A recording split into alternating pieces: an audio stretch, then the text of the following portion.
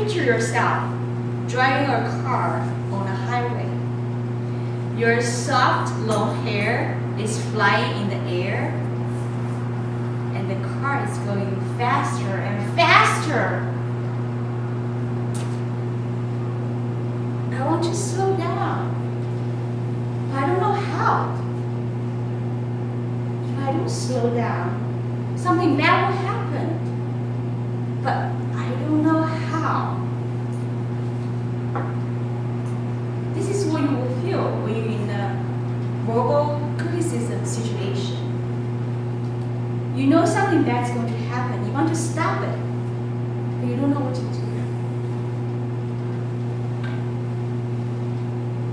You don't remember our anniversary. You don't care about me, do you? The way you're dressing, it's ridiculous.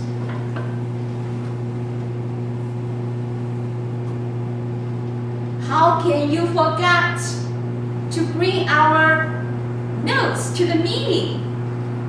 Now we have nothing to look at. How can I carry on this meeting? Have you ever been in a situation like this? It is hard, right? Somebody says something negative right in your face.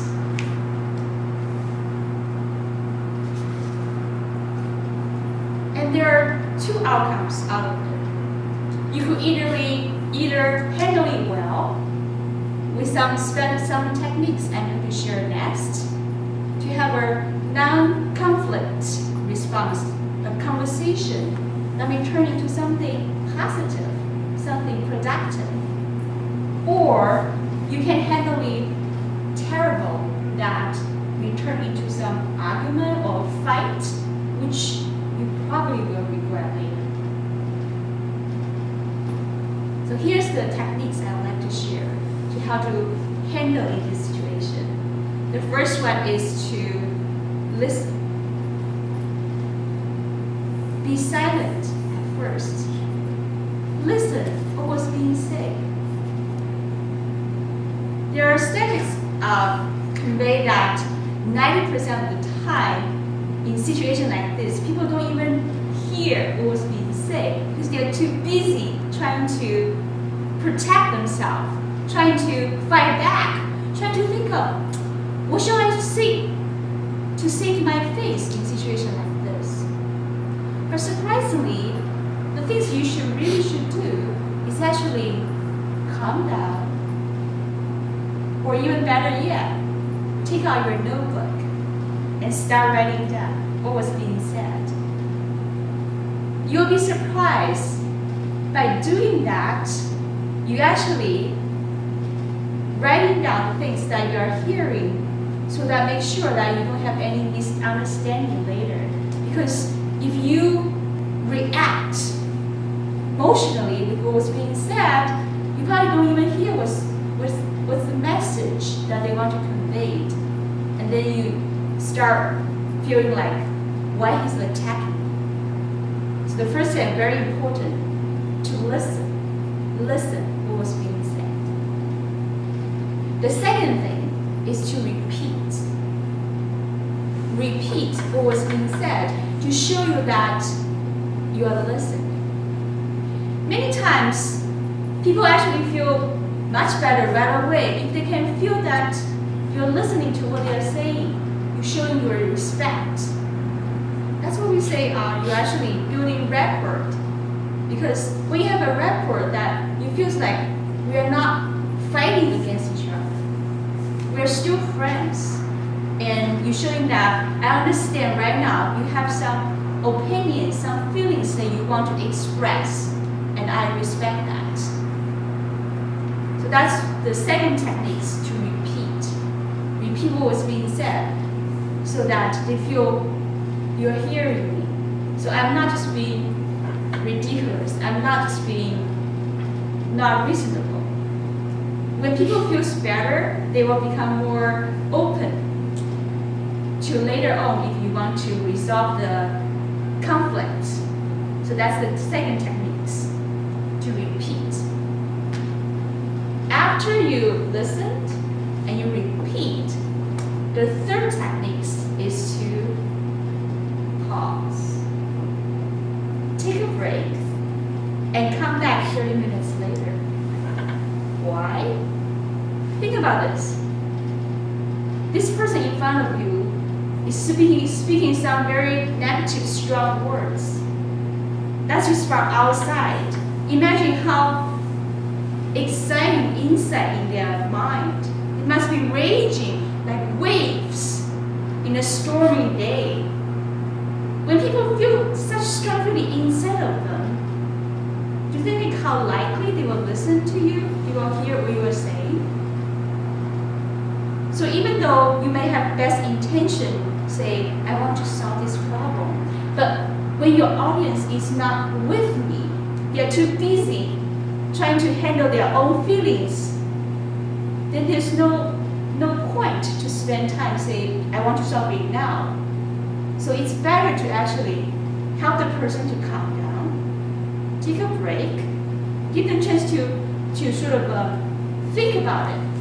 Why I'm doing this, why I'm saying this to this person.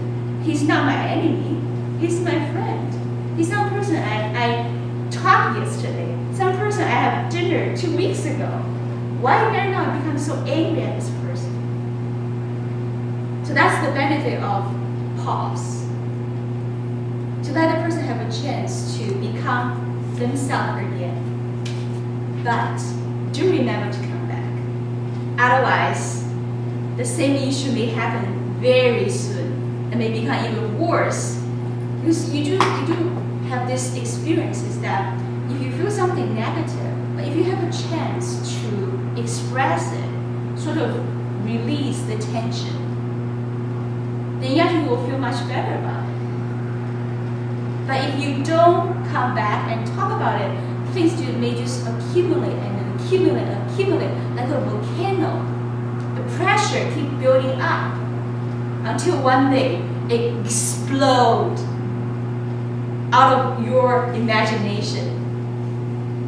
And I don't think that would be the result you'd like to see from this your friend, your relatives, the person you feel very close to. So those are the 3 techniques you can use when you're facing some vocal criticism. First is to listen. Listen what's being said. Before you rush in to make a judgment and say, he's wrong. That's not true. But listen. Because that's his feeling. He has all the rights to express what he's feeling, what his thoughts are. The second thing is to repeat. To show the person that you're listening, you're with them. You're not on the opposite of where they want you to be. The third thing is to pause and come back so that you can have a civilized conversation. But you will say, wouldn't it be better that I was never in a situation like that? I wish that too. But sometimes things happen and you just have to deal with it. With the 3 techniques I just mentioned, I'm sure you will have a rewarding experience and you will still have your friends being your friends. So next I'm going to have a role play with Shannon. And the situation is that, so I'm working in a daycare and Shannon has a nephew in the daycare and she came to the daycare to pick the nephew up. The nephew was throwing up and screaming. And Shannon was surprised. He think maybe I did something wrong with the nephew. Because nephew was usually very sweet, very calm. Here we go. Bobby is throwing up. How is it that you didn't call me?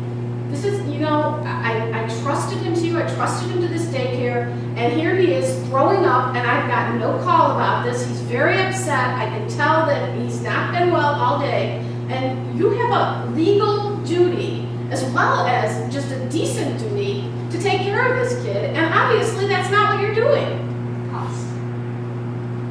So here, you see Shannon, when he just rushed into the room without asking anything, she started to express her feeling. And then right now, what I'm doing is I'm just very calm and listen, even with a smile, so that to show her that I don't feel offended, but I want to listen to what she wants to say, and so that maybe we can find some solution to address it.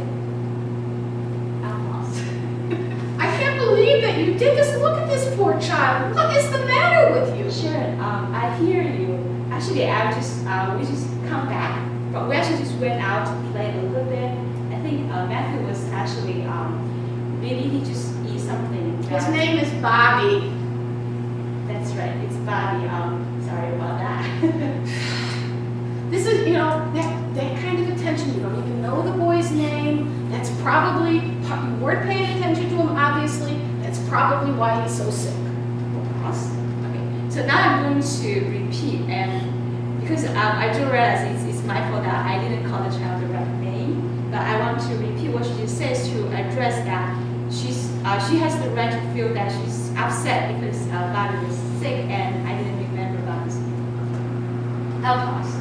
Sure, yeah, I'm sorry that I was just speak too fast. I know, of course, I know this Bobby, and I know that you feel quite upset because he's throwing up, and it actually just happened. We haven't had a chance to address the situation yet. Well, when did it start? What happened? We actually just came back from outside. Yes. And we actually just start to get dressed so that we can be ready to go home. And I think just right now, actually, literally, the moment you walk into the room, he started to have this reaction. And I was just trying to help him, and you're here. And I totally understand that if you're worried about Bobby, I understand. Well, do you know if he ate anything? Did you see? Were you watching him? Did he eat something? Could he be poisoned? Probably not, because Probably not.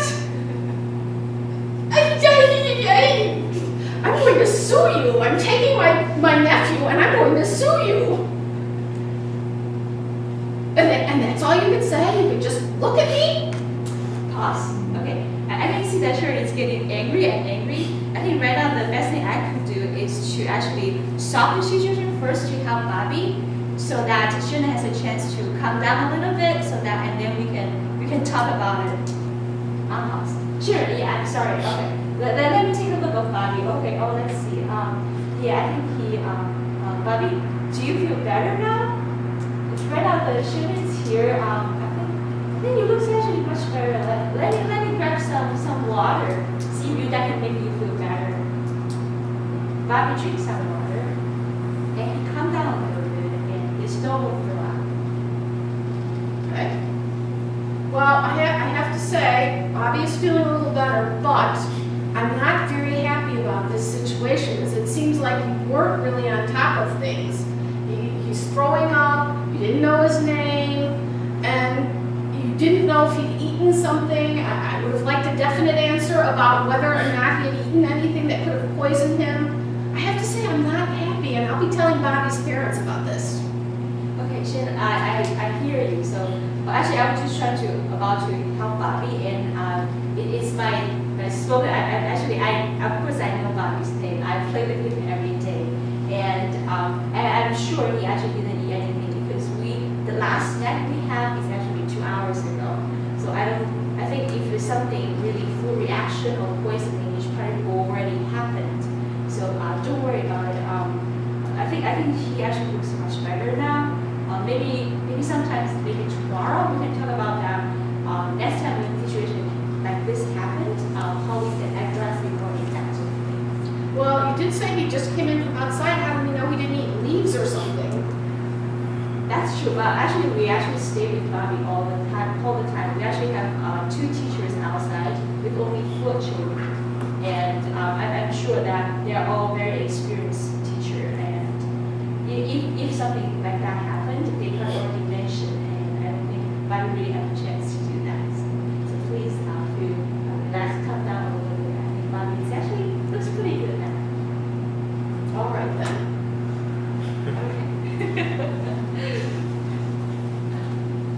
Okay, so that's our role play about how to handle Shannon's raging about Bobby's throwing up. So what do you feel about it? Is that the three? So what are the three techniques we talk about, and do I use them right? Rocky, can you tell me what's the first technique? Well, listen, of course. You did very well. Listen, and certainly you paused for pause again so that you can face the audience and be able to explain a little more. Okay, thank you. So anything I can do better? Do you think something that can be done better when we try to address Sherman's words and her angry? Well, one thing I would suggest is if you have somebody that's that upset, you don't say, I think, probably, and say, oh, I'm sure, there were people out there, we were watching him, that he definitely didn't need anything. So you need to be more absolutely positive, because when you're kind of like, well, I don't think, now I'm going to get even madder.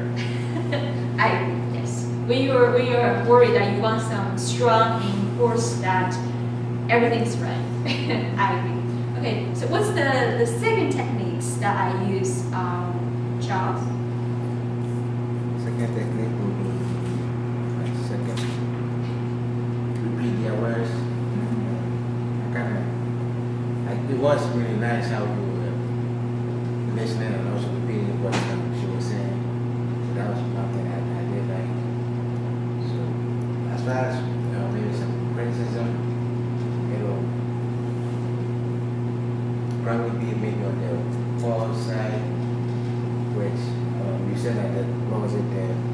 You pause for 30 seconds, and I don't know if you should follow their steps like procedurally or in order. Maybe you were talking to him and then you pause and let that go. Maybe that might be an issue with them because you might think you are disrespecting them. Like maybe you know you're taking a break for yourself so that maybe the other person can calm down. And maybe she or he might think that as like maybe an insult or something. That should. But overall, I did like the thing because it kind of, how should I say? Because last night I did have an argument with my girlfriend. I wish I would have had that advice. It would have been much more helpful. So, Yeah, I do agree. I think pausing actually is hard to do because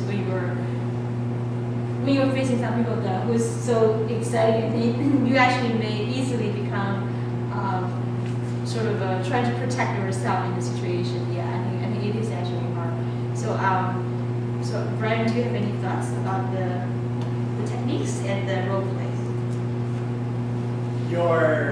Correct me if I'm wrong, one of the techniques was to reassure the person criticizing you by smiling. Was that one of them? You're wrong. Sorry. Not really. Yeah. Well, I thought that at one point you had mentioned that it was important when you were doing role playing to go ahead and make sure that you're smiling. I think that was, maybe it wasn't one of your three techniques, but it was something that you mentioned. Yeah, I mentioned the building rapport, yes. Yes. So smiling will help. Right. So I thought in the situation, it probably wasn't the best tactic. I think it actually went quite angry. Yeah. And it's almost as though you're mocking the person. So from that standpoint, I think it's more important to invest your time and energy into other more reassuring tactics. So what do you think that will make Shannon feel more comfortable that I'm in the same boat with her, not just somebody who is smiling to Yeah, I think anytime somebody's mad at you, don't smile at them, because then it's like, I'm just so happy, I don't even care what you're saying. I think it's better to look concerned, Right. or just look like even surprised. Oh, you're mad at me? But the smiling, I think, would just infuriate you, and especially if I'm worried sick about this baby and you're standing there smiling when you could be dying, monster. I agree. Okay. Yeah, but that's a very good point. Anything else that Tim you want to mention? I didn't quite get the repeating of what the concern was. I don't know if you ever really understood what Shannon's concern was. And I know that doing this, it was covered in this plan. It says, what I hear you saying, this is kind of correct. What I hear you saying is you're upset about this thing that happened. I'm upset too. You know, and I understand your concern about this thing, and I'm taking care of it right now. That's what you're saying. exactly what they're saying, you repeat it over again, and then you pause. You pause also to do something. So you pause, okay, we'll check on this, see what happens, and then wait a little bit. So I didn't really hear you repeating things. I heard you kind of excusing. Say, hey, I did everything right, you know, basically not my problem here. The kid's got what he did and went off by himself, you know. That's not going to help either. You got to repeat what the concern is, and I take full responsibility for this, and I understand what's going on. I'm going to handle it right now. Let's take a look and see what's going on. Yes, I hear you, but I also I feel this is sort of a difficult point to grab is that if people's angry on something, but it's not necessarily your fault, and I don't think admit fault will help, right? Not about fault. Yes, It's so about yeah. responsibility. Yeah, so I hear what you're saying that we should find a way to repeat, but without saying that it's my fault. It's still just sort of simply just sort of say I agree with what you are feeling, but I think Tim's right too. If you had said, yes, I'm upset too. I understand you're very upset. I'm upset too. I'm trying to figure out what happened here. You know, just saying, I can see why you're upset. I'm upset too. Okay, yeah, I think that will work much better. So I should look more concerned, not look more saying show my concern. Should be more. And this is a different situation than the one you had with Tim, where it really was your fault. Right. Okay. I mean, this thing to figure what's going on, but the key thing I was trying to focus on was that is repeat what they said, and I didn't ever hear you repeat what Shannon said. You didn't say, I hear you, you're upset about Bobby, I understand what those sort of things are, and you're saying you're very upset and mad about it, trying to figure out what's going on. That's the first one, so they know, okay, you're listening, you're just paying attention. You see, you step in excusing things, but you never really do that step where you acknowledge. Okay, I hear. So you want to say something? Well, this is part of the group evaluation. Is this part? No, we're still. We're still discuss, but if we can conclude, anybody want to say add anything? Solomon, do you want to add anything, or you just want to do the evaluation? Okay. So actually after this one, I would like to make another point is that it's actually very easy to have some theory, have great techniques, but when you actually put into the situation, you take practice. And thank you for the feedback. I think next time I will be much better. I feel as though the sentiments of the group is that you improved greatly from the last one, and you look comfortable. I loved the analogy when you first started, but it actually confused me. I wasn't quite sure where it was going. It wasn't very clear, and it didn't convey any message that was held throughout the whole entire telling of the speech. That was a little confusing. The pace was good. It allowed me to continually follow you and think my own thoughts and kind of interact with your speech in a certain way that I really liked and resonated well with me. I liked the structure. It seemed I understood it, I could comprehend it, but at the same time, I think in the future your intro should include a little bit more of an introduction, or I'm sorry, your intro should include more of the structure, where you're going to go, what you're going to discuss, so we're all a little bit more informed. And I think the most important growth opportunity that I was most well aware of was not to use something that could potentially blow up in your face. You know, I thought that was really interesting, and you're not to be at fault for it because, well, I mean, actually, you are from Matthew and Bobby perspective, but you know, you took a huge risk in bringing Shannon up there, and Shannon, you did a great job playing the role because I don't think many people can just jump in head first like that. And it really illustrated what can happen when you give a speech and you're not totally prepared. So I think what you want to do next time is maybe not abandon that technique, but really think it through. And maybe be more of the, steer the ship a little bit more. Be a little bit more directional, so it can't go so wrong. I did like that you started with a story, but I didn't think I agree with Brent that the story was not appropriate to this. I think you should try and find a story that has the same steps that you would do. And the first thing I thought of was about falling downstairs. We have to think about what you do, but that was before you got to your listen, repeat, pause. So then I thought about what if you hear a strange noise in the night and you wonder if it's a burglar. So you do have to listen, but there's not really repeating or pausing returning, so I think you need to find a better story. I did think you had a really good recap of listen, repeat, pause. Great improvement from last time. I really loved when you just told the person that was acting with you to pause so that you could explain what was going on. That was fabulous. I love that. You also stayed very calm, despite the fact that you were getting yelled at. And I also thought you did de-escalate me several times, like when you say, "Oh, of course I know his name is Bobby. I play with him every day." So then I'm thinking, "Oh, okay," but then you make me madder again. Some things I would suggest, you talked about write it down if somebody's telling you stuff so that you can know that. You can only do that if you're really expecting somebody to criticize you, like your boss calls you in and you're thinking, "Oh, this can't be good." And I also have to say that if you were just writing down everything I was saying and you didn't say, "Oh, let me write this down so I understand what you're saying," if you just started writing it down, I'd be thinking, she's going to go to the union on this. She's going to file a lawsuit. So that could make me even madder. And again, my suggestion, which I gave to you before, is when I was very, very upset and you're saying, "Well, I think probably it didn't happen." If somebody's already mad, be more definite. Very nice speech. I just like how I really again, I thought the intro was also very nice, and picturing yourself for the making the characters with verbal criticism. I kind of like that also. I think I forget what you were trying to say. So that's one thing that I like. I like the 3 ideas. I feel like they were practical, and I think that's something that someone can use like everyday thing. More like, well, someone, it's like a skill someone can start using, and hopefully they can keep getting better at it. And maybe I would probably say that at the end was probably what was dragging down a little bit. And just like I said, I didn't say I was prepared because when she came, I don't think you were probably ready for it, but you did handle it. You did handle it well, but probably not as in tune as with your great ideas.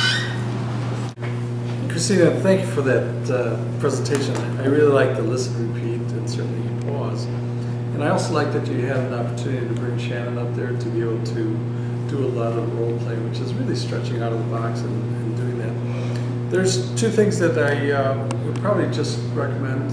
One is face the audience more, pause Shannon more, and talk to the audience. And I think that role playing was a little bit too long and extended. I didn't know where that was going. But if that's the case, pause. You did that excellently. Face the audience, go through whatever needs to be done, come back and shorten that a little bit more. And the other part that I wasn't quite clear is about the end, the evaluation. I thought that was, you were going into evaluation, so you're getting some feedback already of what we have already said. So are we duplicating things, or if that's part of your session, then I can understand that I wasn't that clear about that. Gene has some great strengths. I like the pause at the beginning, really effective, pull people in. Picture yourself, great words, because it just picture, the words picture is powerful. Use the you, the great question. You're open at the beginning, changed at the end. We'll talk about that a little bit. The visual examples, like the volcano. I know you like the volcano. And I think the volcano is a good example. I can picture it going up, building up, and then wonderful. If you're using the word picture, you went right from picture into I'm doing this, I'm doing that. Picture, the word picture or imagine, nicely lends itself to you. Picture this. You're sitting there on this beautiful sky, you're here not, oh, I'm thinking I am. Picture, you want to do the word you, so people are actually in the picture themselves, not having some sort of dialogue externally. Set up the example. You started saying, oh, I don't know about this, or I don't know about that. Set it up a little bit by saying, you might be concerned, so have you ever had worries like this? Oh, I don't know what to do, I don't know. So get a sense of what's the context of these different questions that you had. What are the benefits? What are we really going to get out of it? State that up front. You ever been upset, ever been angry, ever had someone criticize you? Well, here's an easy way to tip you, just 3 simple steps. You had your hands up, and at the end, your closed position was kind of here. So your hands were at your sides, and they finish up here. Christina, thank you for the speech. It's clearly very well organized, and your delivery was very clear. You mentioned that this is a 3-part speech. One is how you diffuse a criticism, number 2 is a role play, and number 3 is discussion. And then in your body of the speech, you put us at ease because you repeated those, listen, repeat, and pause. Repeat it at least twice. And repeat is fine. It might be some people say, well, this is too repetitive while you are repeating. No, it's good because sometimes the audience space out like me. They do that sometimes. So it was very easy to follow speech, even though it has 3 parts. Just a couple of suggestions. When Shannon was very serious, I noticed that you were smiling, and some people mentioned, but at a certain point you were really laughing, and I wasn't sure if it's because it's funny or because it's part of the role. If it is part of the role, of course, you know it's not appropriate, because it's like going to a funeral and then you're laughing, going to a fun party and you're crying, so it's not appropriate. But I think maybe you were enjoying yourself. Wow, Shannon is doing such a good job. I'm glad it's not a real situation that I am. And just a couple of more suggestions.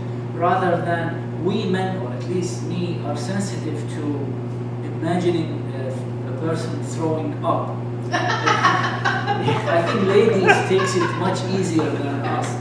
So I would say rather than me imagining those disgusting things that a human does, how about just change it to he was injured and bleeding and sloppily the bandage is attached to his hand. And I think Rocky mentioned that the discussion was fine, the third part was, but it took too long, way too long.